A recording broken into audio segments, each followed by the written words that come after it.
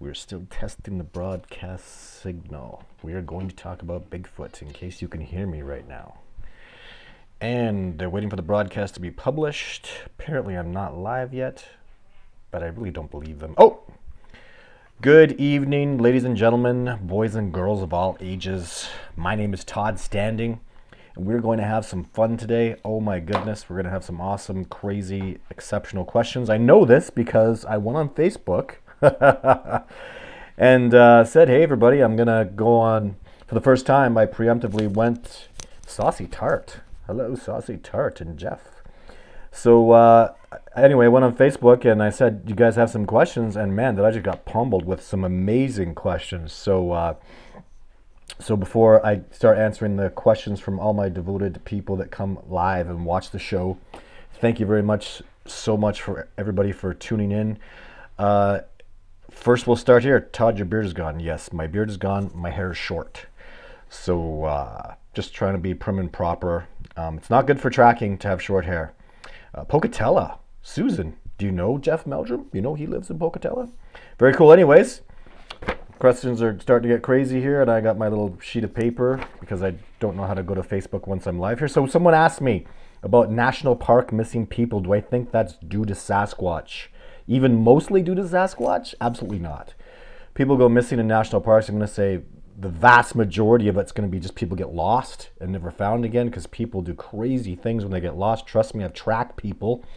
I can't track human beings very well because animals make sense to me. They're logical and deductive, and they don't do ridiculous, foolish things like human beings will go in circles. They'll walk past rivers multiple times. I don't understand.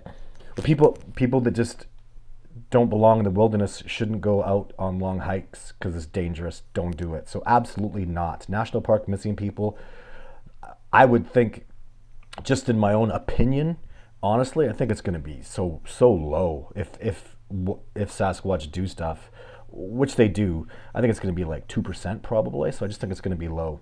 Another lady asked me, do they eat or bury their dead? Well, I would definitely see no reason for them to eat their dead.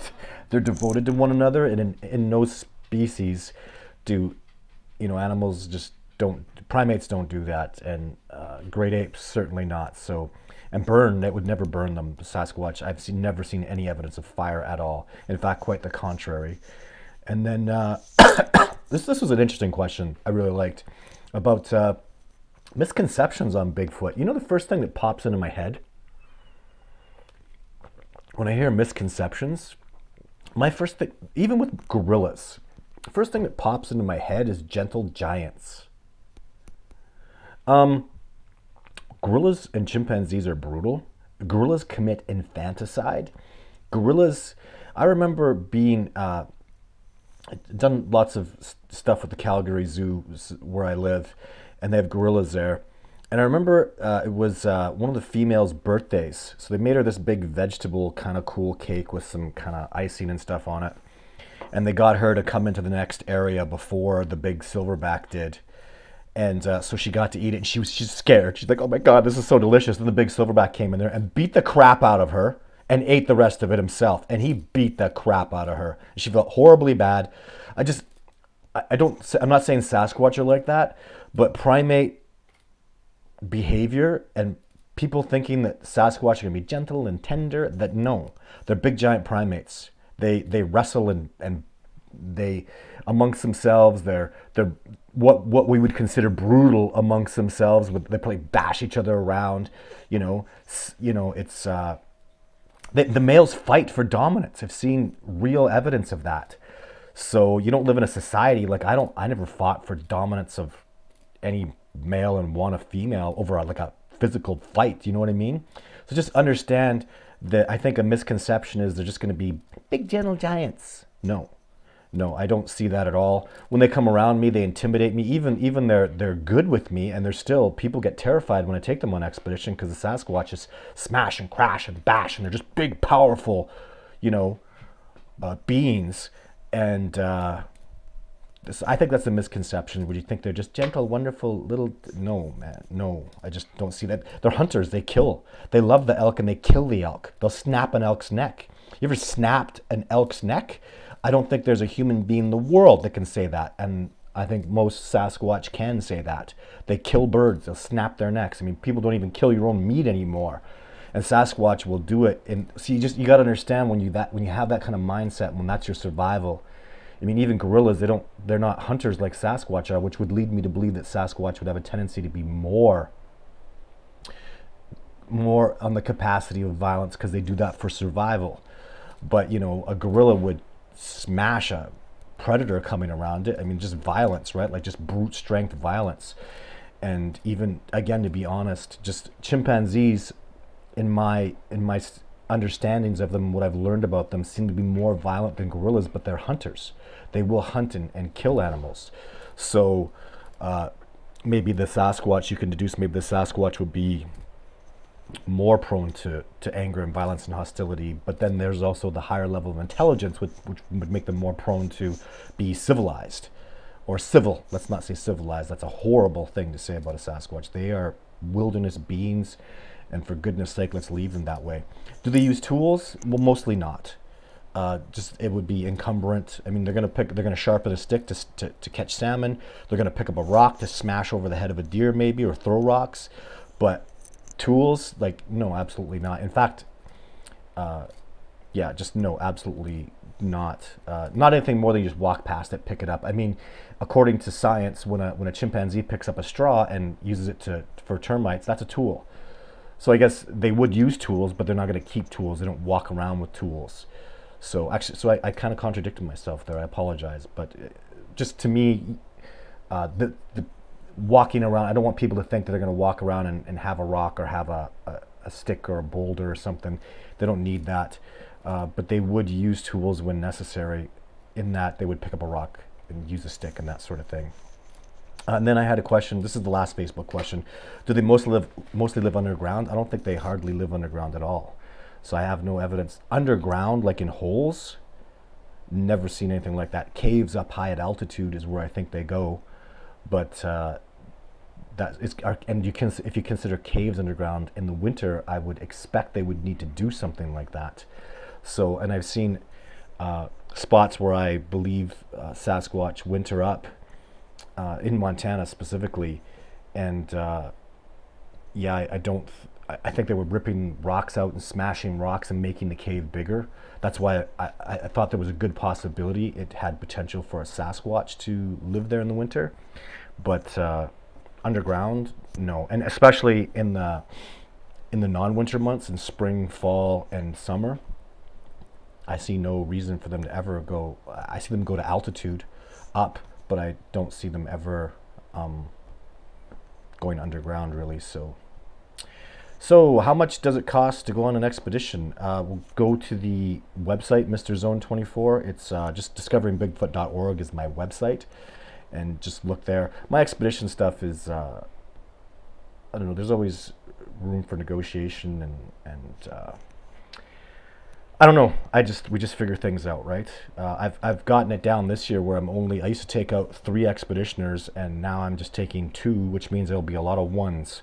Because when I took 3, I ended up with a lot of ones. People quit, and I don't know, they chicken out or make excuses not to come that are not authentic.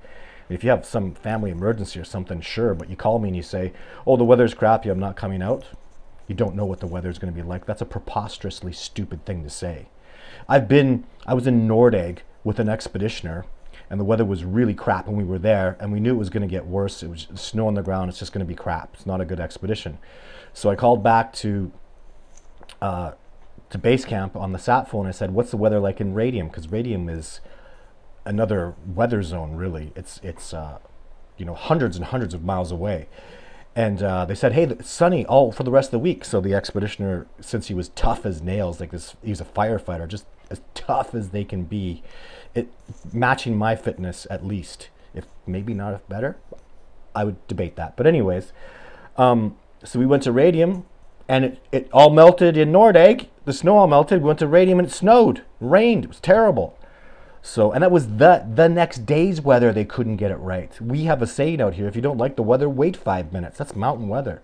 So, the mountains shift and move the weather. It's so unpredictable out here. It's ridiculous. So, saying just stupid reasons like that for people to quit it just ticks me off too, because my expeditioners choose them. It's a process we go through, and I want them to come out. I'm excited. We work together. We talk. We This year expeditioners will get papers on recon that I've done. So I'll go do recon, or if there's an expedition before them, there's going to be a write-up and they'll get to read that, because I want them to use the brain to figure out how they can help and make things better. So, you know, yeah, so it's very, anyways, that's what's happening this year. So I'm keeping the group smaller. There might be a couple groups of 3, but a lot of 2s, and again, there'll be a lot of 1s. So Red Elk said Vancouver Island Bigfoot kill hikers. I don't know. Ask Red Elk. I have, do Bigfoot attack people? Sure. If people tick them off, or again, you can't, making that general statement's preposterous. Each individual is going to be different. Each group of Sasquatch is going to be different. If they're angry and they're shot at, they're angry groups of Sasquatch. I can say that. There are groups of Sasquatch that won't let me near them. So most of the time when I go to a research area, as an example, I'm working on my California Bigfoot documentary right now. And those California Bigfoot where I got footage, I'm never going back there. Never. They were going to, it was bad at the end after it was all done. And the big male came around me. He's pissed right off at me. He hates me. And he liked the people that were there. They're native people there. And he really treats them well, but he hated me. And I'll say hate. So, yeah, that's what I have to say about that. But anyways, let's not generalize. Do bears kill people? Most don't. Most, but some do. So do we kill all the bears? So mountain lions, most don't. Most will never mess with people, but some do. And of course, yes, Sasquatch are going to get crazy. Sasquatch, when you're dealing with hunters, I mean, do human beings kill? Look at Ted Bundy. Look at the serial killers, especially someone like Ted Bundy, who you would think, and there's a lot of people out there that are just born that way, and they have that killer mindset. Well, we're from hunters. Is that so preposterous to conceive that? So just somebody who loves killing, somebody who loves hunting. You get the Ted Bundy. He didn't have a traumatic childhood. He was just a normal person, and he became a terrible killer. So what about the Ted Bundy and Sasquatch, right? Or should we eradicate all human beings because we had one Ted Bundy, or because we rarely have that serial killer mind? And there's serial killer people out there. So, but we can't generalize. So, surprised he doesn't think so. Okay, hopefully everybody's hearing me really good. The show's a little early. I don't see Amanda or Phil on yet. Dalton Robbins, Todd, what do you think about the military secretly going and killing families? Why would Big Brother want to cover up such a good living source of history? I have no idea. I mean, why would the government do all the stupid shit that it does? Craps a bed. I mean, oh my God. I'm not going to, let's talk about Bigfoot. Let's not ask me about why the government thinks and does the BS that it does. Money and greed and, immoral behaviors. I don't know.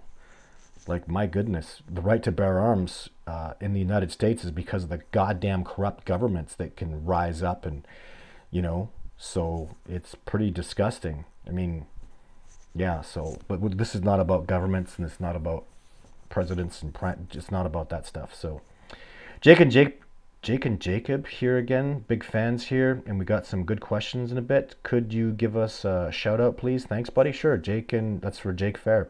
But questions, Jake and Jacob. Let's. Japan has some weird stuff going on, but no Bigfoots, huh? And yeah. I mean, if again for Japan, I would go into the history of the Japanese people, and if they have no history of it, it's extremely unlikely a Sasquatch or the Sasquatch people would start migrating into the areas of Japan for the first time in recorded history. Just extremely, but not impossible, but extremely unlikely. Hey Todd, massive fan here from England. You're cool. Keep going, man.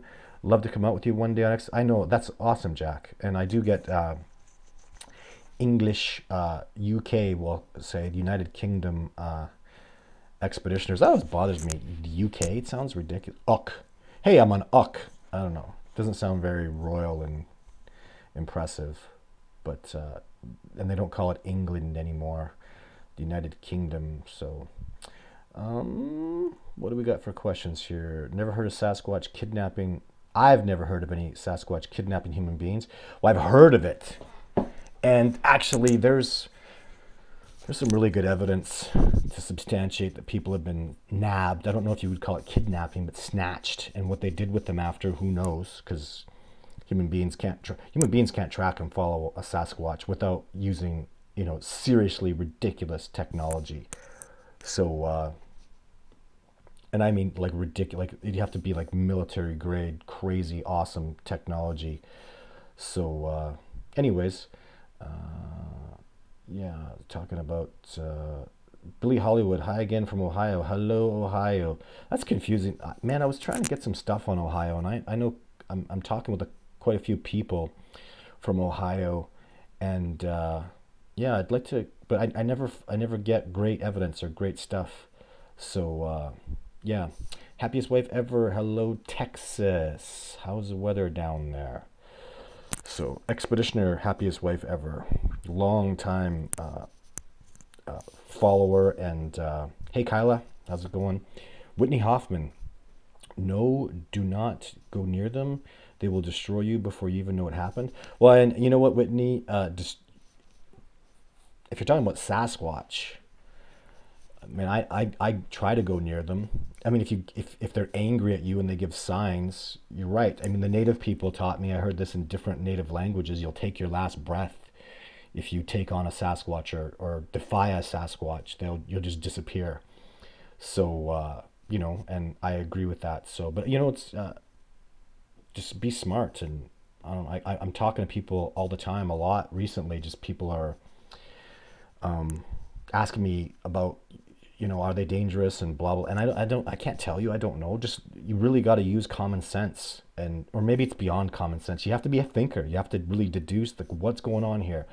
Am I in danger? Because it's not going to be an easy answer, because they're so big and dominating, and they want to see you're not twitchy. They want to test your integrity, and yet you can't be like if a Sasquatch growls at you, like that day, if you ever saw me with the flare and they were making that growling sound, different kinds. It was the deep, like a chainsaw sound. If you haven't heard it, I'm pretty sure it's in my movie, and it was in Survivor, man.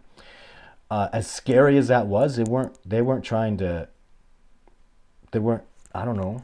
They were trying to push me back into the mountains, but I don't know. They just. It wasn't bad. Like they were trying to help me and give me something and teach me a lesson.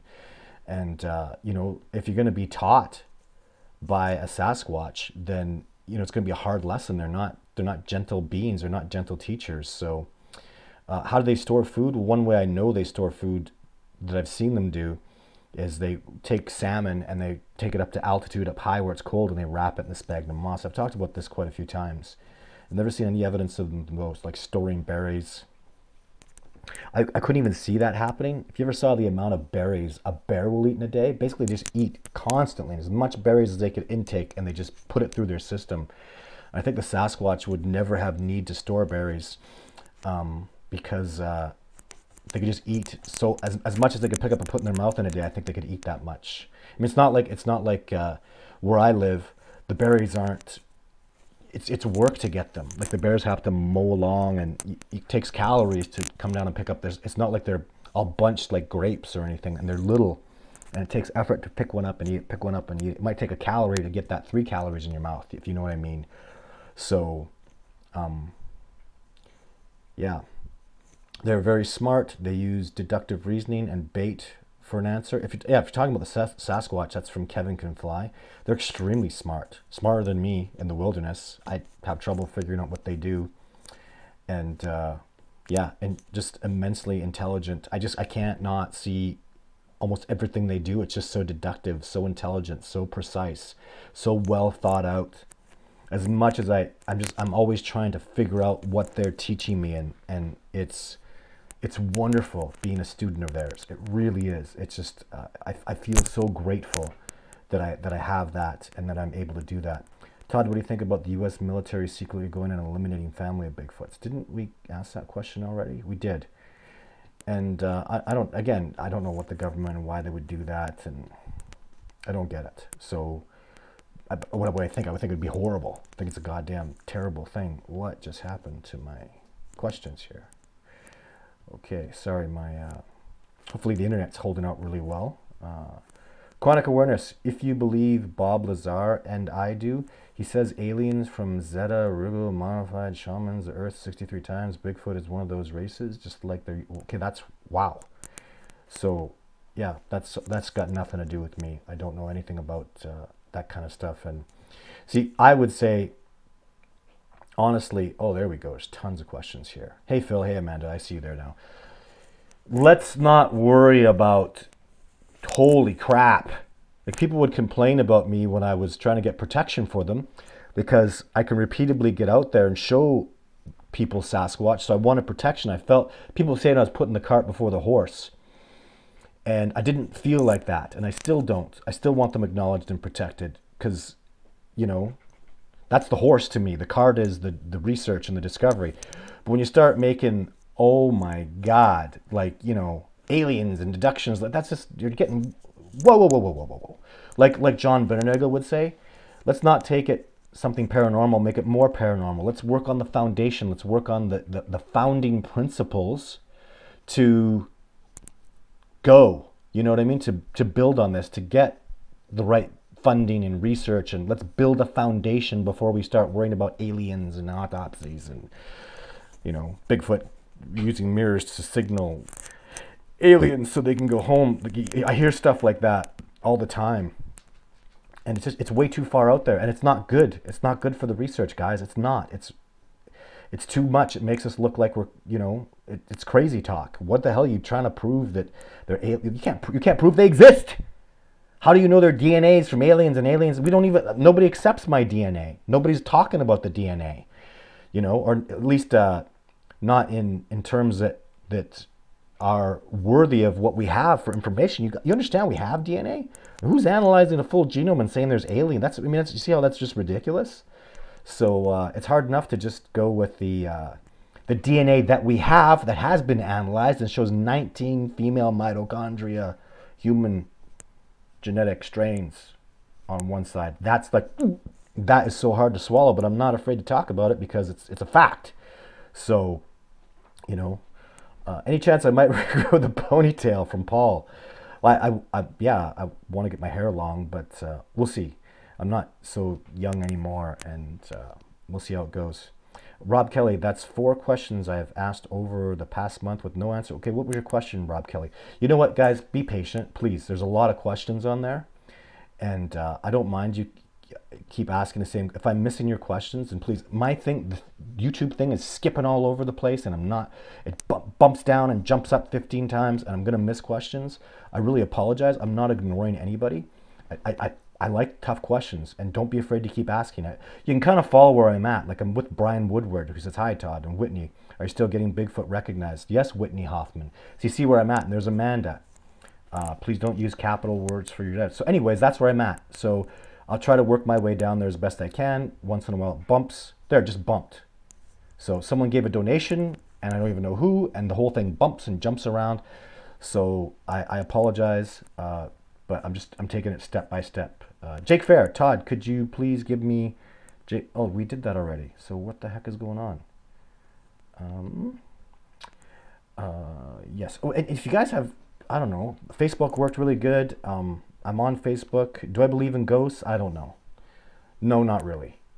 So if you wanted to look for Sasquatch, where would you go? So that's Kobe Bryant. Kobe Bryant? Anyway, do you believe in ghosts? Then Kobe Bryant? Anyway, it's not funny. If you want to look for Sasquatch, that's, you know, where sightings are historically. If you can find native people, I will go talk to them. They just have so much knowledge, like old knowledge, right? And that's been so immensely important. And, you know, with native people, it's not easy. In Canada and even the American native people, that they don't well, now they're embracing me because I'm famous and because I've done all these things, but in the beginning it's not easy. You got to earn their respect, and damn right you got to earn their respect. So go help them out, go do things for them, go help on a reserve. And I don't know, be of some kind of positive benefit, and then earn their trust, because what they're giving you is very valuable. That's why even with natives, a lot of times they give them tobacco for the elders, and then they would start they'd start giving back to you. You got to. It's a give and take thing. Don't go in there and expect to just take. So do your research online. Where do you live? You want to go deep woods. You want to look where there's at least black bears. I like that formula that Jeff Meldrum came up with. I mean, if you have black bears, there's probability for Sasquatch. Is it likely? I think black bears and mountain lions, when you have that kind of ecosystem, is a really good thing. And then if you can find a spot where it's a real decent ecosystem, where you got black bears, mountain lions, and wolves, with elk and deer and all that stuff, now you're really in a good spot, right? So yeah. So Dalton Robbins, Todd, thank you for answering. Ignore duplicates. Would you ever stand your ground, or should someone else stand their ground in a hostile situation with what? Yeah, don't run. Oh my God, Dalton, don't run. Woo! No. I ran a couple times, man. I paid for it. Just every predator, Sasquatch are predators. They hunt elk. I'm very clear on that. They hunt deer. They kill deer. So you don't run from a predator. They're gonna chase you. And it looks bad, and you're not gonna outrun anything when you run. So people around where I live in the bush, like you shouldn't even go jogging through the wilderness. A bear can be sitting there eating berries, and he's not interested in anything other than getting fat off of berries. He sees you run past, he's going to charge at you and attack you because you're running, just because you're jogging. Species recognize running away. It's weak. You're not going to outrun anything, and you're likely to engage a predatory response, even from a Sasquatch. What did they do to me? They just smashed me over. They didn't hurt. Well, it hurt to get smashed, but they just think you're weak, and it's just not. It's not good. So don't do it. So there's a chat room afterwards, everyone, that Phil and Amanda are putting on. I cannot be there. I'm so sorry. Ugh, Amanda's upset with me, but I just got so much crap going on, and there's so much going on right now. So I gotta keep my eye on the ball, and I have so much work to do today. Patty asked, do you think Sasquatch will invade urban areas more? Invade? I don't think it invades. No, they can't. And though they might be, I get all these. I don't think they're ever going to invade an area. I would say no to invade. They're gonna stand their ground, I would think, and that's probably what's happening a lot. Is people are getting a lot more interactions and a lot more things going on because the Sasquatch are standing their ground, but for the most part, I think they're going to get pushed back and just quit and leave. So for the most part, but then we could get these people out there, and there are lots of people out there that I believe are really, they're moving into areas where the Sasquatch live, and they're finding that equilibrium with the Sasquatch, where they're learning to cohabitate together with the Sasquatch. And I think that those people that are having that success, they actually call it, they have a name for it, like habituation sites. But if you live there and it's your home, and there's lots of people that are claiming that's happening, man, you're going to get light years ahead of me, guys. And all the power to you. Please make this discovery. Please, if I could help you. The problem is that there's a lot of people that are full of malarkey, and it's hard to know who's telling the truth and who's not. So it's very frustrating for me, because I'll invest time and a lot of effort, like I'm doing now with people, and it's wasted because you're being lied to, and it's BS. So how much does a mature male Sasquatch weigh? Well, it'll vary. What I'm seeing is it definitely varies. I mean, I've seen a male adult Sasquatch that was only maybe 8'4", I'm thinking even. I think the dark-faced individual in my video 8 Sasquatch in my documentary, I think I'm actually even seeing new things. He's got like a 16-inch track. His foot is not quite as thick, and his body weight's not near. I think he's probably 750 maybe, and 8'4". Maybe even less, maybe 700 pounds. How big can they get? Well, the big dominant ones, 900 pounds, 9 feet tall. So I do not believe, and they're real good researchers, like Randy, I won't call his last name, probably one of the most incredible, he's saying they're 12, 15 feet tall. And that little Randy guy, he is like, there's 2 times in the research that I did with him, and I worked with him. John Binnernagel worked with Randy. And I introduced those two, and I'm so proud that I introduced them because they became really good friends because they're both awesome people. There's 2 times I looked at Randy and said, Randy, that's ridiculous. It's not possible. It's preposterous. Don't say things like that. And 2 times he's proven me wrong. I'm wrong. He was right. He was talking about triangles and stuff. Look, all these triangles. Look, all these triangles all over the place. And I'm like, Randy, it's just random. No, the Sasquatch are doing on the trails. I'm like, Randy, come on. It's crazy talk. And then we got to a spot in a mountain way back country he took me because Randy is tough as nails. That guy goes back country. That guy's got $1 million worth of knowledge with the area that he lives in. He's been everywhere. He's been hiking there his whole life with natives, and he's just so in the know. So I went out in a spot. I was choosing the directions to go. I was following Sasquatch tracks in the ground. And I wasn't even really telling him. I wasn't, because when you get these indentations, I recognize them as Sasquatch indentations, but most people won't. So I just kind of kept my mouth shut. So it's and I'd seen a Sasquatch too, previously a couple days before. So I knew they were there, and I was following this pathway that was left by Sasquatch. And at the end of the pathway, there was like 50 triangles. And there were no human beings there at all. There's not a human track anywhere. Sasquatch tracks all over, indentations like crazy.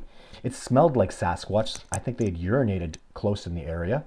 Not that they were there, but they'd, that odor, that gentle odor was in the air, and I could pick that up. And the damn triangles were everywhere. And I was like, you're right. There's no way these triangles happen. There were triangles all over it was like a mountainside in the dirt, and they'd put all these little triangles. There weren't people that did that. You're not going to fool me with that.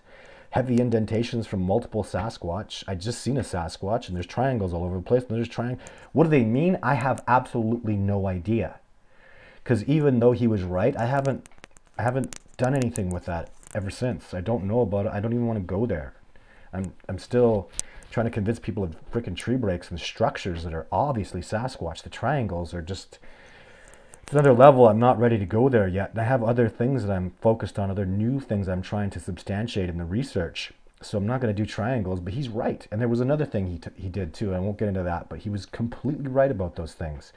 So the point of this is, I got this guy who's amazing and brilliant, very humble too. That's what I just love. He's so smart. He's so humble, and he's so quiet.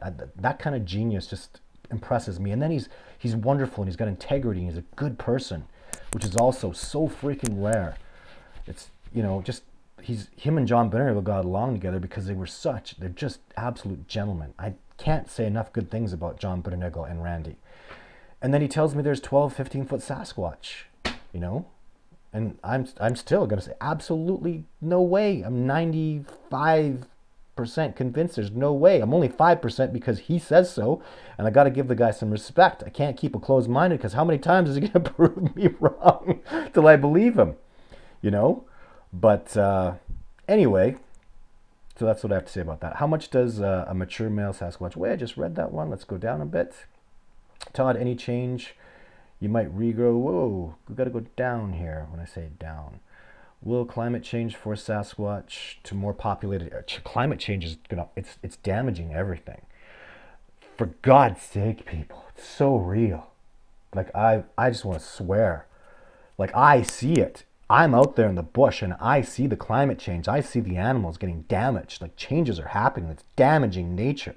I could give you a list. Like, I'm talking to biologists going, do you see this in the biology? Like, the bears and everything's getting damaged because of climate change. This is really bad. It's happening way too fast. Animals are not able to adapt, and it's damaging them badly. So, anyways, would you encourage people to plant Bigfoot-friendly food forests if Bigfoot are already around? What a good question, Lauren. Yes. Well, what's Bigfoot-friendly food? Just as an example, this might sound weird, but so I take expeditioners out, and we eat berries like crazy. And then they used to, not anymore. I have a toilet now, but we used to go in the bush, and sometimes we still. I never use the toilet. So after I eat the berries, I make a little hole, and I go to the bathroom, and then I cover it up. And then a few years later, there's berry bushes all over the place. So do I think that's positive? Absolutely. So if you can do indigenous stuff, yeah, absolutely. I had a thing I was gonna around a Sasquatch structure. I planted raspberry bushes, so the Sasquatch can eat them. They're indigenous, not in that particular area. I don't see them get big.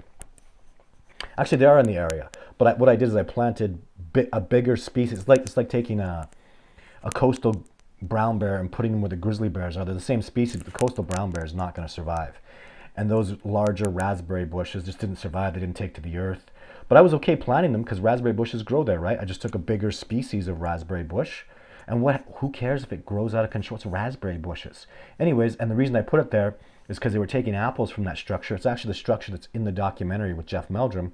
And I wanted them to go past and rub it with their hair, and then I could get hair samples. So it was just an idea that I had that would feed them, and I could get hair samples, right? So, okay, so Brits and Dan Priest, why are some of the foods they like? What are some of the foods they like? Just indigenous, Dan. I don't know.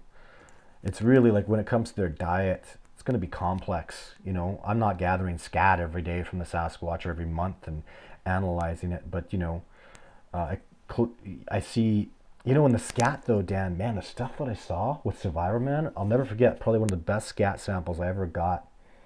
It was just, what the hell are they eating? Like juniper berries and these weird leaves and stuff. So, yeah. But, you know, there are going to be some common sense things. Like, of course, they're going to like apples. And I just would never give them, like, sweet crap and junk food, right? I would never do that. Who knows what the hell it could do to them. So donuts and candy, I would never give that stuff. You know, yeah, I just wouldn't do it. I've never had them take big strawberries. Those strawberries that you get from the grocery store, they're huge. And the wild ones that grow out here, they're just really tiny. But I don't think the Sasquatch like those big strawberries. So the little strawberries are raw, organic, and you put them in your mouth. And anybody who eats them, when I take on expeditions, is just blown away by the flavor. It's powerful. It's like concentrated strawberry. The big ones, they feel so watered down, and well, I mean, because they're, I don't know, are they genetically enhanced or, anyways, yeah, I don't know. But if you want to look for Sasquatch, where'd you go? I also heard of Sasquatch snatching. That's the SoCal Forest Ninjas. What do you mean? I've heard of Sasquatch snatching. Oh, he must be talking about Sasquatch taking people. And yeah, I mean, let's talk about some science with that. 19 female mitochondria DNA. Do you think a woman said, "Hey, Sasquatch, breed with me"?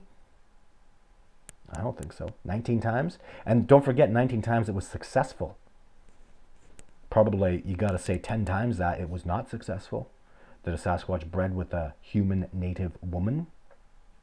These are facts, guys. These are facts. Like, I'm not going to debate this stuff with anybody. These are facts. You want to go protest the DNA? It was substantiated by multiple full genomes. It's in the DNA. I don't know what to tell you. I've had experts tell me it's legit. So boys like girls. And if you're in a male-dominated society, some males are never going to get to breed with the females because he's not big enough. I was just talking about earlier, an 8'4" Sasquatch. What's he going to do? You think he doesn't want to breed? He does. Every dog will have its day. That's why we're here. We procreate. Why not go grab a human female? She's probably ugly as hell, but you know what? Anyways, and I'll tell you something else that I think might be a little uncomfortable, but I don't think the Sasquatch's private parts, we'll call them, because this is a very PG show, I think they're smaller than human beings. Gorillas have smaller private parts, and chimpanzees definitely do. I don't know about orangutans, but a gorilla's 400 pounds, and his private parts are smaller. So what I've seen of Sasquatch, sorry, I wasn't impressed. Is this uncomfortable? It's a little weird. Is this controversial? Whatever. You know what I actually did is, again, those of you who have been keeping up with this, this is going to just open a huge can of worms. I don't want to talk about this for an hour. But anyways, I was filming, the day I was filming a Sasquatch when I got charged by the grizzly bear and the camera fell in the river. That day I was filming them, I was getting footage of that. Like, I went from the foot, bending mid-tarsal joint, up the knee, the leg, the muscle of the calf. I remember looking at the quad, zooming in and out on on the hair and the musculature, and then midsection. I zoomed right in on the appendage of Jake's. I saw that. Saw it. And man, it was small. I know it was cold out. But it was small. I don't think you hear, let's even talk. Let's try to be not jerks about this. But have you ever heard someone talk about the size of the Sasquatch's appendage, we'll call it? You know why? Because I think it's all shriveled up there and it's covered. You can't hardly see it. That's what I saw. And it was not, I know the Sasquatch is huge, but I'm telling you, this appendage was really small.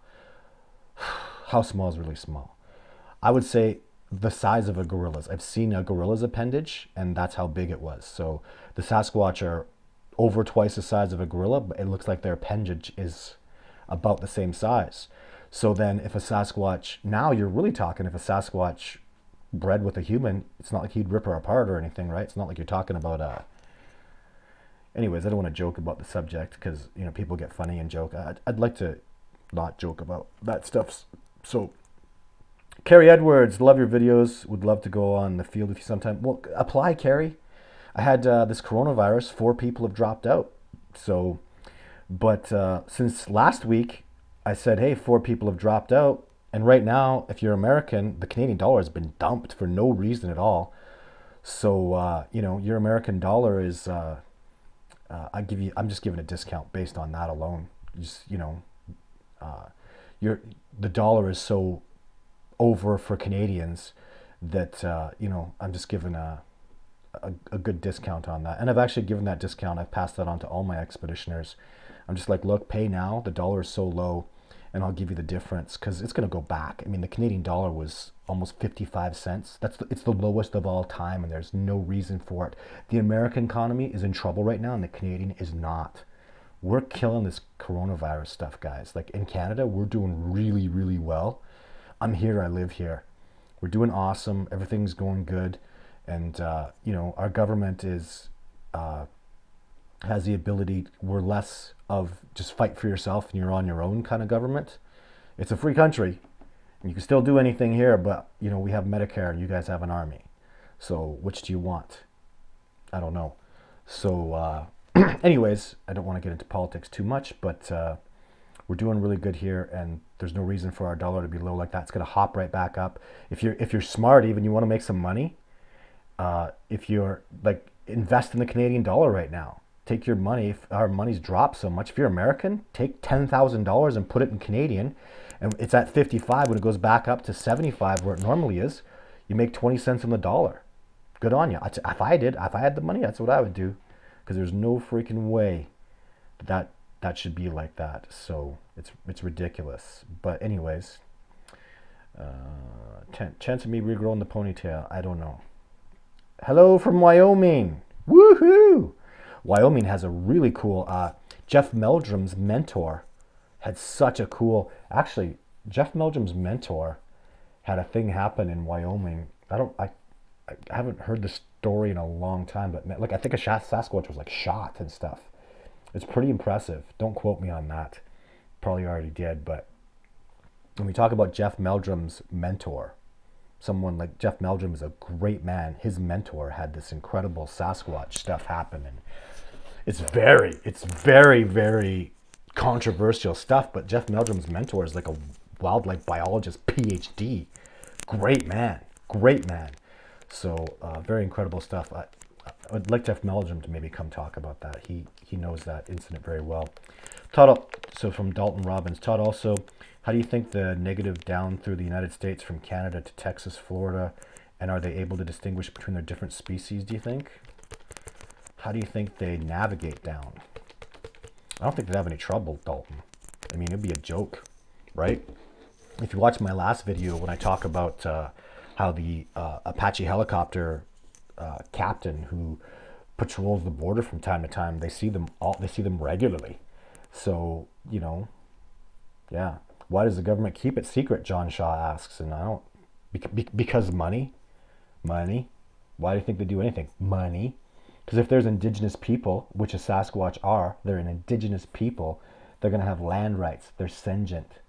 Now go take their wood. Now go cut down their forests. Now go strip mine and take the oil and all the stuff that we do. Can't do that no more. And who do you think runs the government? Who do you think pays for the president, right?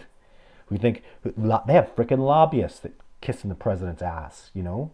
Does Sasquatch have lobbyists? That's me.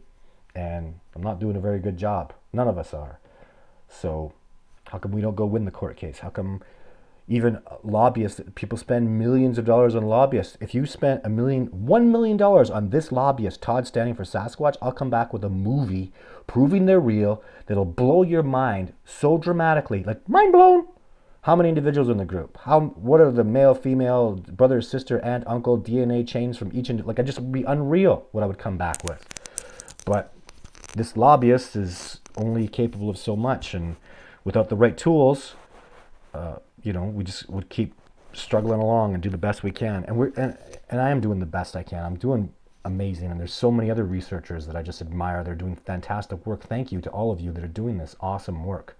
So let's, people on here, a lot of the SoCal Forest Ninjas says I mentor them. You know how that feels to know that I'm mentoring and helping people, and just talking to people and make them feel good about what they know and what they're doing. It's awesome, guys. It's just awesome. I feel really wonderful to be able to help out. You guys inspire me in so many ways. It's like, honestly, just the crappiest stuff, coronavirus, and I have family issues and bad things going on, and just go through hell. And I always like coming and talking to you guys because I don't know. It's a wonderful feeling to know that you're doing good and helping. It really is. It's a wonderful feeling, and it moves me. That even to understand that people.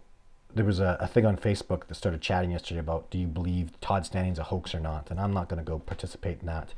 What you believe is what you believe, and you're going to find out most of these people that are naysayers just won't even listen, and they just have the stupidest stuff to say. But I come here to you guys, and you guys stand up for me, and you guys speak well of me. I'm never going to cheat you guys. I can't do it. I remember the little boy that first came up to me back in 2007 when I was taking my documentary around the Pacific Northwest. A little boy came up to me with an Indiana Jones hat and asked me to sign an autograph for him. It was my first one. He took a poster and he said I was his hero, and I was like, oh my God, I'll never lie to that little boy. I'll never lie to any of you. I won't do it. I'm gonna just right to the very end. I'm gonna push for this discovery, because I hope you can understand how flattering that is. Because there's nothing really special about me. I'm not doing something that anybody else can't do. And there are lots of people that are working hard, and I've been really fortunate, and maybe I have the athletic gifts and the personality to stand up and not be afraid to say Sasquatch are real. I'll say it in front of, I've been on Coast to Coast AM and CNN and BBC, and I'll stand up in front of anybody because I'm not, I'm afraid. I'm afraid to not tell the truth. That's what would scare me. I would be afraid to lie and withhold information. I would feel deceitful, and that's why I'm here just opening up to you guys with everything. Just open right up about it. Have you heard anything about them being in North Carolina? Oof, Tara. Yeah, I don't know. It's best that you email Amanda. So, and there's the tip sheet here. That's really cool. Thanks, Amanda, for putting that up. Kelly Starch. I'm so bad with names. I apologize, Kelly. I asked the question about mushrooms and trying to communicate with Sasquatches telepathically from your Facebook page. What's your thought? Well, Sasquatch do communicate telepathically. We thought it was a good idea. So we asked the question about mushrooms. So I don't know what's your question about mushrooms? And then you say, and trying to communicate with Sasquatches telepathically. Absolutely try to communicate with them. Remote view with them. Oh my God, I've been trying to do that for so long. Really, like the psychics things. I'm not going to lie, guys. I've been trying to do this for 2 years. I've been trying to get a psychic, and I talked to a couple psychics. It's funny. It's mostly from Australia, which is weird. I've had these psychics from Australia. There was even a woman that I tried to get working with here in Canada, because I would love somebody to have some remote viewing success and to get that telepathic thing going on.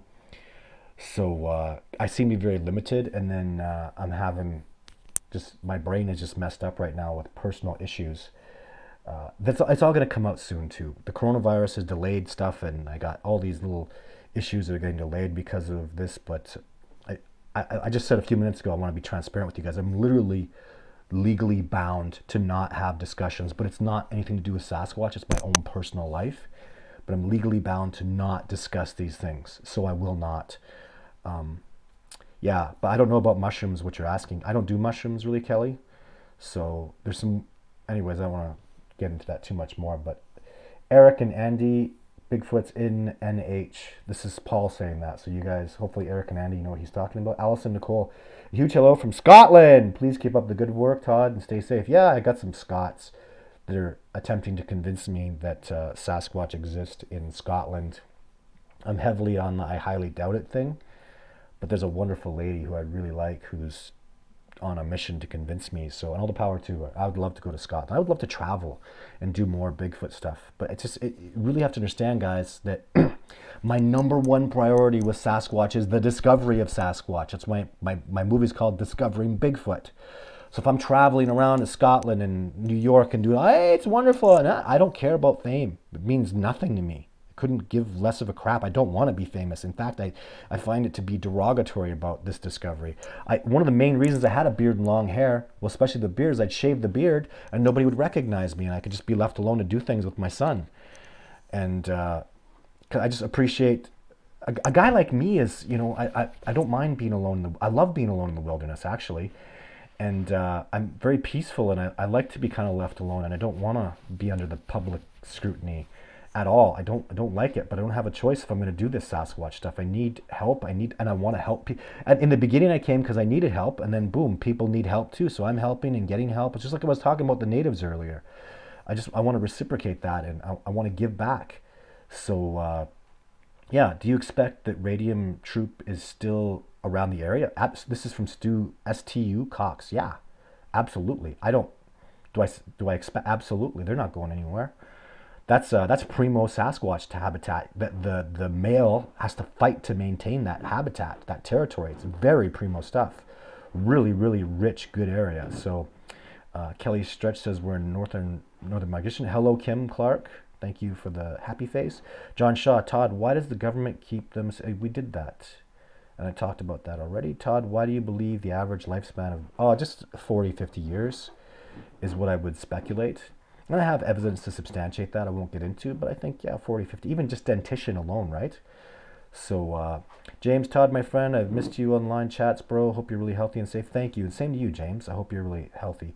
Yo, Todd, Sam, Squatch, Riviera, Lee, I've never felt intimidated. Really, Lee? So, Lee, you've been around Sasquatch, and you've never felt intimidated. Interesting. Yeah, very interesting. That's good. I'm not here thinking, well, you're not authentic because of that. I'm thinking congratulations, and good for you, just congratulations. Awesome. I heard a story about a telepathic Bigfoot talk to a man with. And they do that, Kevin. They really do that. It's from Kevin Can Fly. There's really, like, I'm talking this year. This is how significant it is. I probably talked about this before, but I'll do this real quick. I'm literally going to have an envelope, and I'm going to write something in the envelope this year because it happened last year. People wake up saying the same thing and having the same about over and over and over. So I'm going to write something on an envelope, and I'm going to seal it, and I'm going to give it to them. And when they have the dream, about 25% of expeditioners will have this dream. They wake up saying the same thing and having the same thought process going through their mind. Now I'm going to write it down and I'm going to say, look at this. I want to film that. This is not a magician's trick. I'm going to film myself on a certain date saying, look, they're going to say this. I'm going to go give that. I'm going to give these envelopes sealed to people. I mean, is that the best way to do it? I just want to prove that this is really happening over and over. So it's not some parlor trick, and it's enormously significant. If people are waking up having the same dream, waking up saying the same words, they wake up going, Belvedere, Belvedere, and it's not Belvedere, but they say the same thing. They wake up in this terror, saying this one particular thing, and then they come to me and they go, oh my God, I just blah blah blah, and I go, I know, it's the dream. I haven't had that dream, but there's a good reason I haven't had that dream. And when it all comes together, when the puzzles all come together, it'll eventually come out. I just don't want to, I'm not trying to be mysterious, and it's very important for the science that I keep this, because there are expeditioners that know. There's several expeditioners that know exactly what I'm talking about because they had the damn dream, but they're not telling anybody. They're keeping it quiet. And yeah, so John, I've answered your Todd, why did the government keep them secret? I heard one howl. So this is from Rita Ferrier. I heard one howl, and one was spotted about a mile from my house. They're here in northwest Arkansas as well as other counties, I think is what she said. Yeah, absolutely. That's awesome, Rita. Congratulations on having the insight enough to, you got to know what you know, people. I mean, come on. When I take people out, like even with Survivor Man, I took Survivor Man out and I go, nothing out here will happen. You were in the bush. There's nothing around. You were in wilderness. There's nobody here. There's nothing out here. Every sound counts. And we are never going to let one sound, one tree break, one snap, one pop, one squirrel passes gas. It matters. Everything matters out here. And that's why Survivor Man talked about that in his episode after we heard a Sasquatch call. Like in the hella middle of nowhere when we're turning around, going back the other way. I mean, and there's so many things like that happen. So when it's not anything known, what is it? That's where it starts. That's how a discovery starts. You gotta not, like, and people asking me about ghosts and ghost stories and stuff. Sure, I don't know if you, I've never seen any signs of ghosts or anything paranormal weird like, I shouldn't say that either because I've seen evidence of aliens. Sorry, I don't want to, but I don't do aliens. It's just the evidence is pretty ridiculous. If you really look into the evidence of it, and I've had it kind of shoved in my face, when people tell me to come out and have a look for Bigfoot, and it's not Bigfoot, and it's, you know, clearly something not of this earth, then, oh, sorry, this thing's killing my ear. Got a big little microphone this week. So anyways, I would let them braid my hair, says Parkway SRG. Yeah, I would let them braid my hair. But I don't think they would braid your hair. I'll tell you, I think they'd rip your hair out by the roots, dude. They did that to me. They would wake up and tear a chunk of hair out. And then I found out from Baruti Gadigas, the orangutan expert lady, that orangutans do that. And then I heard that from a primatologist in chimpanzees, that chimpanzees see long blonde hair and they want to rip it out because it's very cool to them. And it's got a different smell. So how to find evidence, Sasquatch in your area, tip sheet. Oh, go to the tip sheet. That's awesome, Amanda. So Amanda has a tip sheet on the discoveringbigfoot.org website in the forum, and you can go there and we'll help you out. So look at that. She's already got it going on. Who gave me these donations here? How come I can't find anything to do with donations? What is going on? I saw a donations thing pop up. So YouTube thanks you very much for the donation because it almost all goes to them. So if you want to make a donation, oh, there we go, Raymond Bailey. So thank you very much, Raymond. And that looks like euros even. That's awesome. Did you have a question, Raymond? I'm sorry, I'm bouncing around so much here. But anyway, and Central Michigan Bigfoot researchers, instant endangered species. That's a good question. Are they endangered? I mean, there's no reason to hunt them at all. Ever. Never any good reason to hunt a Sasquatch. Ever. No, except, my God. You know how dangerous that would be? Let's imagine this. So some dumbass goes and hunts and shoots one. Well, then that whole troop of Sasquatch are going to hate people. That's probably why a lot of Sasquatch troops hate people, is because they've been shot at or shot. There's lots of stories about that. Dumbasses just taking pot shots at them for no freaking reason. So, you know, it's probably one of the reasons that Sasquatch evade people so much is the early guys, you know, maybe a couple hundred years ago, people were shooting at them like crazy, and they just learned, because you're talking about a species that teaches, that's going to have an oral history. Absolutely. Oh, yes. They're primates. They're taught. So, and these guys definitively have a way to communicate amongst themselves. They're very, extremely likely to have a language. In fact, just based on the natives that I talked to, some of them spoke Northern Cree. I remember my teacher saying, well, you're going to want to communicate with them. They speak Cree. Okay, well, that's it. That's my teacher. I'll tell you, that man never met an expert at that level ever. Like, even my native teacher was so impressive because of what he was taught, because of his spiritual connection, because of his, even there was a science to what he did. It wasn't like traditional science, but there was a science. He was even learning new stuff that he'd never even been taught before. So the man was so connected to nature with his intellect, with his spiritual ability, with his just, you know, physically, mentally, emotionally, spiritually connected. I've never seen that. A doctor's not like that. You go get some brain surgeon to work on you, the man's a brilliant genius. Is he spiritually connected to do that work? Hell no. Emotionally, he separates. You're an object to him. That's what they teach in medical school. This is an organism. Do you work on it? That's, you know, that's one of the problems with medicine in Western culture. There's no love. There's no caring. There's even the bedside manner. It's half the time it's fraudulent, right? He did that surgery thinking about the fancy piece of property, the new boat he's going to buy. You know, doctors are doing unnecessary surgeries so they can make money. You know, that's the world we live in. And my native teacher was through his heart and his soul and his spirit and his tradition and his mind and his emotions and his spirit, all knowledgeable about the wilderness. I've never seen that, ever. I've never seen that in a discipline where even at that level where it was just, everything was just like enmeshed and combined in this brilliant way. It was spiritual and emotional and physical and everything, you know, to him. It was immense to him. It was so brilliant, and I don't see that in anything, and I just admired that so much. I admired it. It was such an incredible, brilliant thing, and it breaks my heart that, you know, I don't even, can my children reach that level if I teach them? I don't know. The world is so, you know, screwed up right now. Here I am talking to you on the computer. Like, am I a hypocrite? I love technology. I love my computer. I love the connectivity of the internet. I like doing the camera work. I like making a documentary and then putting it out there. I enjoyed that. I enjoyed editing the sound. That's technology stuff. So I'm very civilized. Very civilized. It was hard for me to. I killed a deer with a perfect shot from my teacher who taught me, a double lung heart. I literally hit both lungs and the heart, and it went right out of him. And the bugger ran, you know, 3/4 of a mile until he bled to death out of his nose. That made me feel bad. That's not, you know, next time I ever shoot a deer, it's with my 308, and I'm going to blast him right in the spot, and he's going to die like that. I don't want him to hear the gunshot. You know what I mean? The bullet travels faster than sound. I want him to just die and not even know, just go meet your maker immediately. I don't want him to suffer and bleed to death, drowned in his own lungs. That was a perfect arrow shot, you know?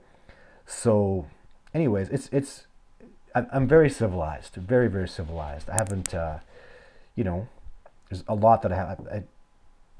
I'm a really, really civilized guy. So I'm very, very nonviolent, you know, and you have to accept a certain level of violence to go kill a chicken, break its neck. You got to be, you know, I would feel guilty about that. But am I unhappy? No, I'm happy to be that way. The Sasquatch have to have a certain level of violence, but then they have, you know, connectivity to nature and love of things and a much deeper spirituality. I don't care how, you could be the Pope. Man, they are just so connected spiritually. It's so vivid to me. It's their life, and there's no, I don't know, they're just so peaceful and so harmonious. So, Bob, do you think, where are we at for time here? I got 10 more minutes. Bob, do you think encounters are becoming more common, and are aggressive encounters more common as humans encroach in the wilderness? Oh, that's good, Bob. I don't have that kind of data and that kind of research, Bob. Do I think encounters are becoming more common? I think people have always had encounters with them. I don't know about more common or not, but I think it's more common for people to say dumbass things and just convince themselves that Sasquatch can't exist. I think people are commonly so separate from nature that they'll really believe in their mind they saw a bear. A bear threw a rock at me. What? Oh, yeah, that bear ran really fast on 2 legs? What? They can if they have 2 front broken legs, but, you know, were there broad shoulders? Was there a protruding snout? No, not really. And how did it run with long strides, or did it seem awkward? Oh no, it ran very fluid, that bear. No, bears don't run on 2 legs fluidly. Sorry. How fast did it run? Oh, super fast. So fast. God. Well, bear can't run that fast on 2 legs. I can't tell you how many times I've had this conversation. You know, the bears were throwing rocks. What? What are you talking? Like projectile throwing rocks? Yeah. No, they don't. That doesn't happen. A human being can throw rocks. A human being can slingshot rocks. I'm okay with that. But don't you dare well tell me that there was a bear doing that, or a squirrel. Come on. So, many instances of that. Brian Speckman. Is that Brian Speckman? I know. Sasquatch at the AS. I don't know what that means. Ken Walker thinks they've moved further up the Cardinal. Your thoughts? Oh, hey, Brian. Just call me Brian. Brian Speckman's like spent a night out in the bush with me. Yeah, so Brian's a doctor. I won't say much more about him. Ken Walker, I don't have anything to do with Ken Walker anymore, Brian. I wouldn't trust him at all. He's a hater of mine now, and the stuff he says is preposterous. I don't have time for that crap. So further up the Cardinal, and actually even what you're saying. So Brian's saying that somebody, a dumbass, told him that the Sasquatch have moved further up the Cardinal. My thoughts? That's preposterous. Why the hell would they move anywhere? The Sasquatch are going to go wherever the hell they want. Those are tough Sasquatch out there. So they're just gonna, their habitat is enormous, and wherever they are, wherever their home little space is, it's as remote as can be. Why would it have changed? Literally, you're talking like, I don't want to get into too much detail of it, but obviously at the point where I was doing research in that area, the Sasquatch, this is in the Nordegg area, their home spot in my deduction, and I'm very, very, I spent hundreds of days out there. It's quite clear to me where their home spot is, where they don't allow people. That spot is in the middle of like nothing. It's as far away from, if the road is 50 miles that way, it's 50 miles that way and 50 it's more, you know what I mean? So their spot is their spot. They are what they are. So, but yeah, just call me, Brian. Goodness sake, don't you still have my number? How many people can say that? Yeah, I'm just going to give you a call. Just call me, Brian. I'd love to help you out and give you some stuff. And it's nice to see you on here, Brian. Thanks for coming on. We found a rucksack of backpacks laying about emptied. And then it just says when. This is from Adam. We found a rucksacks and backpacks laying about emptied. Yeah. I don't know. Animals can do that. You'd be surprised how impressive a raccoon can just empty out your stuff. You need more than that. That's to really substantiate something to do with Sasquatch. You need multiple pieces of evidence. Like with me, even with tree breaks, that's a tree break. I'm so convinced that's a Sasquatch tree break. I don't want to say, I'm 99% when I see one, that's a Sasquatch tree break. It's pointed the right way, blah, blah, blah. But then I see two, forget about it. Then I see Sasquatch tracks on the ground, obviously. It's the point now where it's 100%. And you really need to move forward. And anything you do with this discovery, you really want to look for 100%, as close to perfection as you can. That's where we're at, the Patterson footage, right? Is, Jeff Meldrum and John Bitternagel, most incredible men that do this. And they're saying 99% convinced, even like 99.9 they must be at. They're trying to show some 1%. And they're just being that way to be respectful because they're convinced it's real. Come on. I don't even say that. I say 100%. Forget about it. That footage is real. Just forget about it. So, if you check out my Facebook cover photo, you'll see that I'm advertising. Well, thanks, David. Appreciate that. Any word out there is good, right? Share my videos and watch my videos on YouTube. Let the commercials play. I get 0.001 cent. Something, So Stephen with a big SK last name. I've had encounters for over a decade. I take Todd Standing's advice and continue to have encounters. Coincidence? Oh, thanks, Steve. That's awesome. And we'd love to hear about that. Bigfootencounter@gmail.com. We'd love to hear about that stuff. So that's awesome. Kids will love what you do. Thanks, Royal Creations. Ovane Polist. Oh, big word.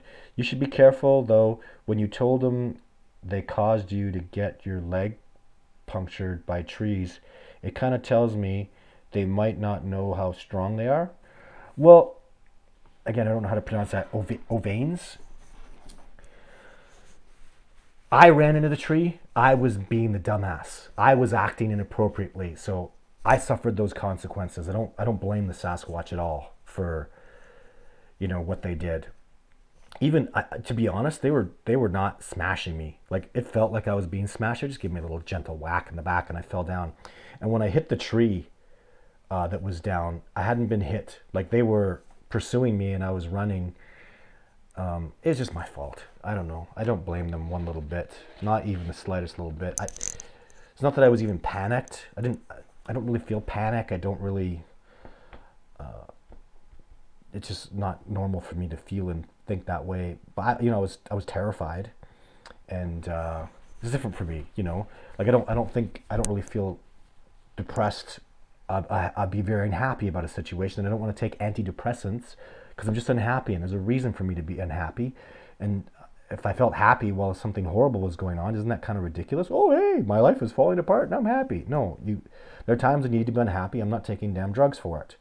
So anyway, I take responsibility for that 100%. And you never hear me blame the Sasquatch. And I've learned from that. So, and even they should be teaching me that. Do you understand? Like on all levels, I'm really grateful because they're teaching me, don't run in the bush, dummy. What if I ran past a bear? I'm going to get killed. If there's a mountain lion up there, he's going to jump on my head, right? So it's better the Sasquatch chase me and what am I saying? Teach me, train me, scold me for running. I'd much rather them than a mountain lion because I wouldn't be here right now if it was a mountain lion running like that or a bear. I'd be dead meat. So you'd be listening to somebody else's channel right now if I ran like that past them. And they're stopping me from running. So really, when you look at the big picture and I'm intelligent about it and I really use my brain, thank God they whacked me like that. Thank God I didn't keep running, And what stupid ass thing could I have done? What if they were running beside me? Even imagine this. What if they were running beside me and they whacked me because there was a cliff over there? There was some kind of danger coming up.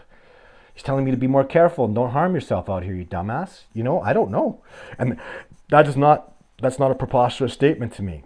So, but I ran into that tree that was falling down, and I smashed into that myself. At the point when I hit that tree, they weren't even whacking me. They were chasing me, and they were close to me. They were inspiring me to run. But it was just ludicrous. Why didn't I stop? I'm not outrunning them. There's nowhere to go. And they're showing me that. They're right beside me. I'm telling you, like I'm running with everything I got, just booking it, like running. Right beside me, and he's in a light jog. He's right there. Like I was like, you try to run faster. He's like, is this the best you got? What are you running for? Just stop. It's pathetic, right? You're gonna hurt yourself. Stop it, little silly pinky. So that's just the way I feel about that. So just no negative. I appreciate your comment. Awesome comment, and your comment inspired me just to talk a little more and think it through. So yeah. No, I have. So if Les Baxter says, have I talked to somebody from Ontario Sasquatch? I have not. So Pat G, they are in South Carolina. Didn't somebody just ask about North Carolina? So maybe those two people can scroll back and have a chit chat. So Don Morgan, please write. Yeah, please do. Laura, you should mentor a group of young people. I'm trying, Laura. So people have protection. I'm trying, Laura. Lauren, really am trying. And it just seems like I got a young guy coming out from New York City, right? I'm always interested in mentoring and helping. So the truth is, though, it seems like I got 30s, people in their 30s, right? So I don't know. Well, it'll all work out. To really, gosh, I would never. I don't know. This is hard, guys. This is hard research. I would never. There's new ways. I don't do stuff the way I used to. It's just too dangerous. It's not smart. So. A guy who calls himself XAPMC twice. I know a place where Bigfoot's living in Russia. That's awesome. We would love to hear about it. Amanda just left bigfootencounter@gmail.com. Man, we'd love to hear. Russia is very familiar habitat to me. Salmon spawning, brown bears. You guys have tigers there, though. How crazy is that? Don't know nothing. Well, I study and have theories about tigers, but that's a whole other level, right? So how cool is that? How would a tiger react to Sasquatch?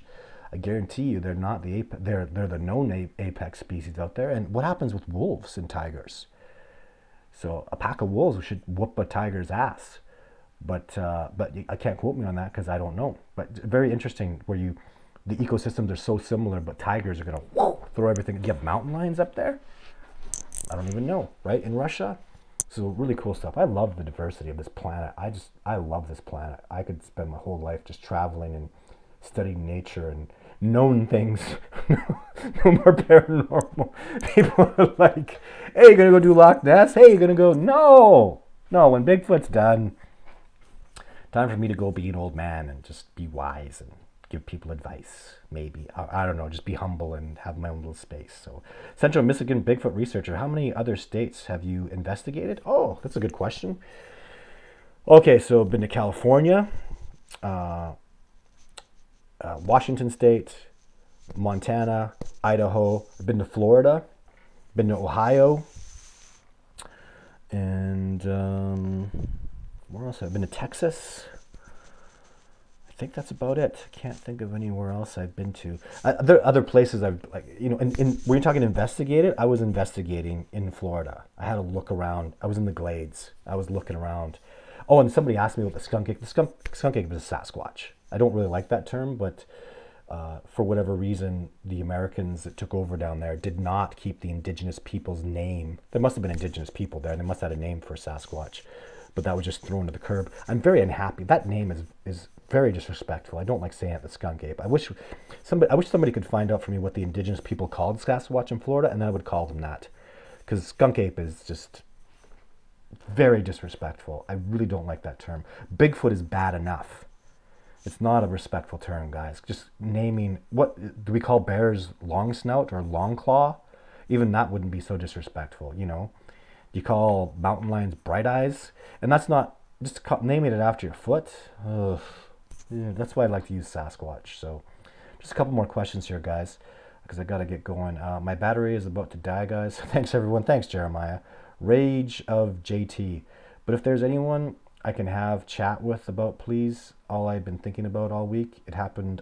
You know, the Rage of OT, JT, my kid from New York State is, I don't know, get a hold of me on Facebook. I don't know. Email us. Amanda, if you get something from Rage of OT, JT about New York State, the kid that I'm working with is from upper New York State, upstate New York. That's where he is. And he had a sighting up there, and you know, he knows the area pretty well. So, and you know what? That'd be great. I'd love to, if there's anyone I could chat about it, please. So what you're saying is, all I've been thinking about all week, it happened. So you had an encounter in upstate. Actually, I would really love to hook you up with my I call him the kid.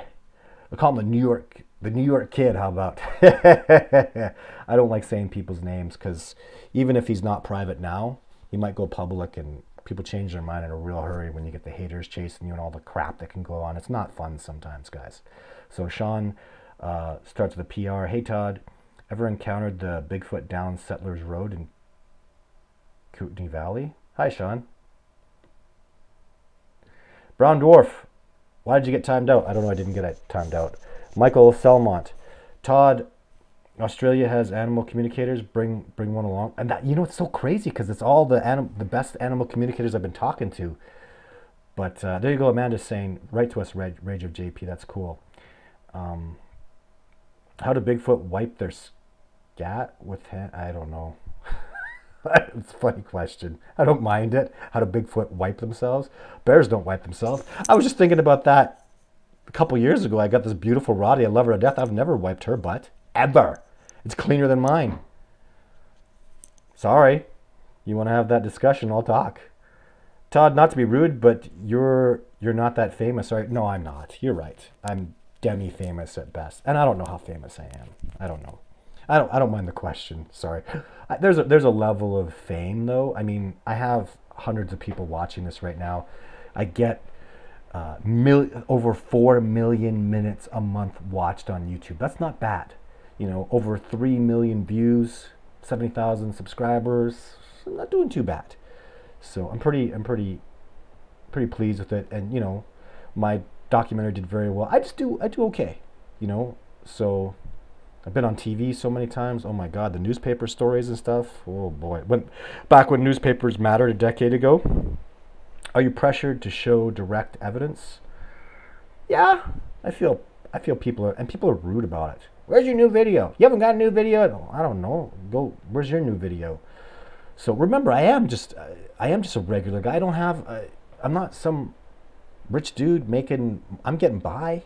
You know, I am a Sasquatch researcher, thanks to the donations, thanks to the two people that donated today. I didn't find the second person. Thank you so much. I really appreciate it. Thank you to all the donators that donate on my website, and the expeditioners that trust me to come out with me. Thank you so much, guys. I am a full-time Sasquatch researcher. Even you guys that are watching this and rewatching it and watching the commercials and stuff, thank you so much, guys. Awesome. Do Bigfoot wipe? We just saw that scat against the trees. I don't think so. I don't think animals really do that. No. But anyways, how come Sasquatch images appear as if they were conical gorillas type head? Oh, conical gorilla type heads. And others have Neanderthal. That's a good question, Kobe. I've seen that. Why did my female Sasquatch Jane? She seemed to have a pretty flat head, and then Jake's cone. But then gorillas can have cone heads and flat heads. So yeah. And Ron Cross says telepathy ? Ron Cross, telepathy is a scientifically accepted fact. So there's still a lot of people that are not in the know about it. Man, psychology in universities is teaching it. There's a chapter in the psychology books about telepathy. It is real. It's a fact. So science has been trying to slowly introduce it, and it's very, very real. I can prove it to you, Ron. I sit down here 5 minutes to show you're telepathic. I do it all the time. So Gary Green, is the border closed there now? I heard it. Well, I don't know about that stuff. I'm on lockdown. I have my mom. My mom is older, and she the coronavirus. She'd be a bad candidate to get it. So my family's locked down, and I'm with my mom taking care of her. Well, she doesn't need to be taken care of. She's not like that. But she's not going out. I go buy groceries. I'm taking all the precautions. My family is very important. So big fan, Todd. Seen Jane lately? Didn't see her this year. When was the last time I saw Jane? I think it's been about 3 years since I've seen Jane back. She's still out at that troop though. The females are pretty rare. And I can't be 100% on her tracks, right? Was that Jane's track or was that another? I don't know about the females' tracks. So I haven't been able to get some incredible tracks that are like, man, that's Jane, man, that's Jake. You know what I mean? In the Rocky Mountains, there's rocks everywhere. The ground's rock hard. They don't even get soil much of the ground. They don't dig up soil and transport it there. They get it from another province in Alberta. Okay, guys, so that's all I'm going to do for today. What a fun show it was. I'm definitely going to ask questions on Facebook like I did because that was a good starter. Some really good, but you guys always are awesome too. So I have so much fun doing the show. You guys are amazing. I just have the best fans in the world. Although Jojo would say not too many fans, but man, just like, I don't know. And Dublin, Ireland, wow. Hello from Dublin, I'm very interested in research. Well, I go to my website, discoveringbigfoot.org. This is Dell Type 2 Fun. I love different cultures of people. Man, you're from Ireland. You are not like Canadians or Americans. You're very different manner of thinking. And I love different minds, different questions. It just enriches this discovery so much. So thank you so much. If you're enjoying the show, don't forget to hit the like button, Amanda says. Thank you all very much for your support and likes. Please share and come back next week. I will be back next week, extremely likely. The only time I'll stop doing these shows is if I'm on expedition out in the bush. And I'm gonna start doing some stuff. I figured, I could just I can record myself out in the wilderness. Amanda was talking about this. And then instead of doing a Wednesday live, what I'll do is a pre-recorded, not questions, but I'll just be out in the bush and I'll show you guys some Sasquatch tracks and some bear tracks and some berries and all that kind of stuff. So I can see a lot of people are really interested in that stuff. So if I was closer, I would love to research with him. Well, everybody flies in Sam Sasquatch Riviera. There's 95% of my expeditioners are flying in from somewhere else. So it's not about how far away you are. And flights are super cheap to come to Calgary. So Calgary is a major city. Once you're in Calgary, after that, I take care of everything. So thanks so much again, guys. Tracking with Todd. Yeah, we'll have Wednesdays Tracking with Todd when I'm out on expedition. There you go. Amanda just named it for us. So that'll be lots of fun. I look forward to that stuff. And I look forward to even if the Sasquatch stuff ever ended, guys, in that the species was discovered and the research was getting done ethically. And let's say in 10, 15 years that's the case. I'll be doing wilderness expeditions still. I'll be taking people out to go teach them how to, pick plants and survive and track and and I'll always be learning from Sasquatch. I could spend my whole life being a student of them. So if the discovery came to pass and we had some amazing, like definitive, yes, Sasquatch are real, yes, the discovery is real and it's being appropriately done, there's always going to be room to grow and learn. I mean, what a dream. Can you imagine if the Sasquatch would actually come down and parlay with me and teach me stuff. And you know, I don't know if I could talk with them, but what a dream. Can you imagine? That's really the goal, isn't it? So I'll always be doing this stuff. I take people out. I was thinking, man, I could just be a guide. I'm going to get my guide license, and I could take people to the most gorgeous waterfall, real, actual hot springs that'll blow your mind, where human beings have not been, or if they have been, every 100 years a man would go past there or something like that. Like, it's just, there's so much out there in the wilderness. I'm first and foremost a wilderness lover, and when people call me a Sasquatch guy, I'll kind of smile, because it's really the wilderness. I just happen to know that the Sasquatch are real, and I absolutely love and adore the wilderness and the species that reside in there. I'm just such a huge fan of that. So thank you so much for tuning in, guys, and I'll see you next week. There'll be a Throwback Thursdays. It's going to be something that's very passionate to me, and then I'll keep the videos coming. You keep watching, I'll keep playing them. Y'all take care of yourself, and really take care of yourself in this crazy time of the virus. I think even, what I'd like to say too is let's start to financially help each other out. There are people that are losing their jobs. I think the financial downfall from this is just going to be one of the biggest disasters of it all. Obviously not as bad as the lives lost, but financially damaging people is really, really bad. So I hope we come together financially and we can help each other out that way. I'm doing good, like, financially, so I was thinking about helping, and I put that out there, that I'm gonna help people, and elderly people, I can give them a bag of rice extra, or just something. I just want to try to help out, because we're going to have to come together, guys. This virus stuff has really damaged us as a people everywhere. It's really affected us. It's been very damaging, and the financial implications are going to be huge. So get ready for it, guys. Save your nickels and dimes, because people are going to need our help. So y'all take care, and let's look forward to